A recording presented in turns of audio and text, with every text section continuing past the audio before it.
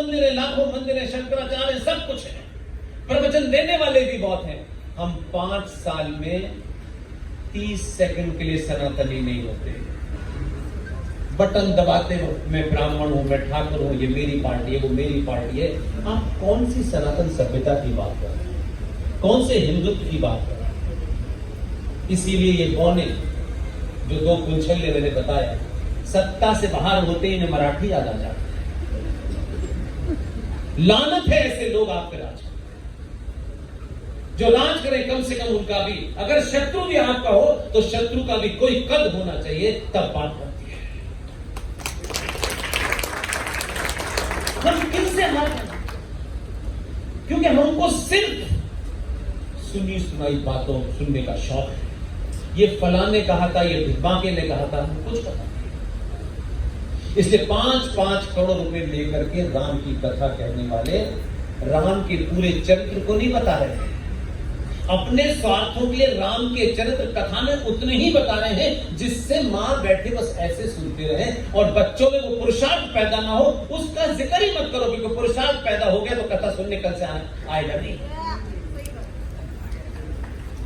भावुक बनाएंगे लोगों को। मां बहन बेटियां बेचारी जाती हैं कथा सुनने के लिए। वो कथा में कैसे शुरू करता है? भगवान राम, उनके परिवार में हुआ कि साहब राम को सत्ता नहीं दी जाएगी, राम आदर्शवादी थे, उन्होंने खड़ा उतारे, वो जंगल को निकल गए।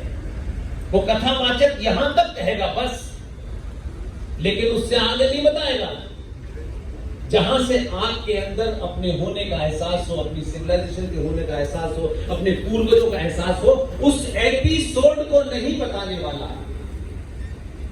उसकी दुकान उतनी ही चीज भर के सुनी है कि आपको भावुक बनाए रखना है। जाते वक्त आप अपनी जेब में जो भी कुछ हो और दे दो। राम की कथा बता रहे हो तो कथा पूरी सुनो, पूरा चरित्र चित्रण करो। ये स्वार्थों के हिसाब से नहीं होगा। राम निकले जंगल में, राम गए, उनके पैर में छाले थे, मां सीता की आंखों में थे, जैसे ये कथावाचक वहां देख रहा था। चलो ठीक है, तुमने कथा कहने के लिए कहा, लेकिन फिर राम का वो चरित्र क्यों नहीं बताते जहां से आप में पुरुषार्थ पैदा हो? राम को इतना आदर्शवादी बना दिया कि उसके आगे हमें सोचना ही नहीं है। हम अपने बच्चे को राम बनाना चाहते हैं। जब अपने बच्चे को राम बनाना चाहते हैं तो ये सोचिए कि जब राम जैसा आदमी जब घर से निकला तो ये 2025 के भारत में आपको ज्यादा समझ में आना चाहिए। राम को ये नहीं पता था?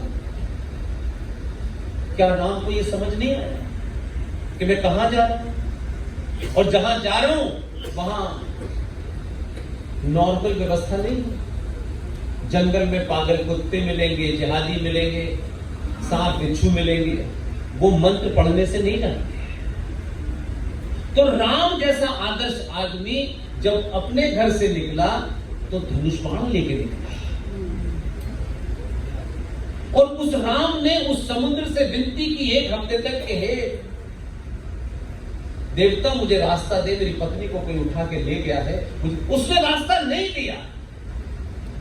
तो राम जैसे आदर्शवादी ने जैसे ही धनुष ताना, समुद्र अपनी औकात में आ गया, कहकर रास्ता दे दिया।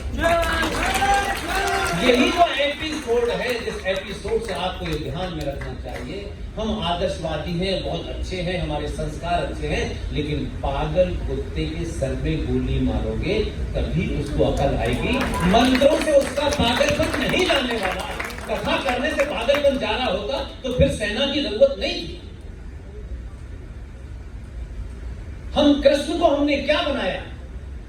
इन 70 सालों में सबने कृष्ण को ऐसा बना दिया जो दुनिया का फिलोसफर आज भी रिलेवेंस है उसकी। उस कृष्ण को हमने 70 सालों में माखन चोर और गोपियों के कपड़े लेके छत पे से उन्हें देखने वाला बनाया। हमने अपने बच्चे को बताया, वो पूछता है मम्मी ये कृष्ण जी है, इनकी पूजा कर रहे हैं, ये क्या कर रहे हैं बताओ, ये कपड़े लेके इनको देख रहे हैं। उसके दिमाग में उसने तो मैगी खाई और उसने सत्तू नहीं खाया ना भाई, वो तो यही पूछेगा ना, और क्या पूछेगा आपसे।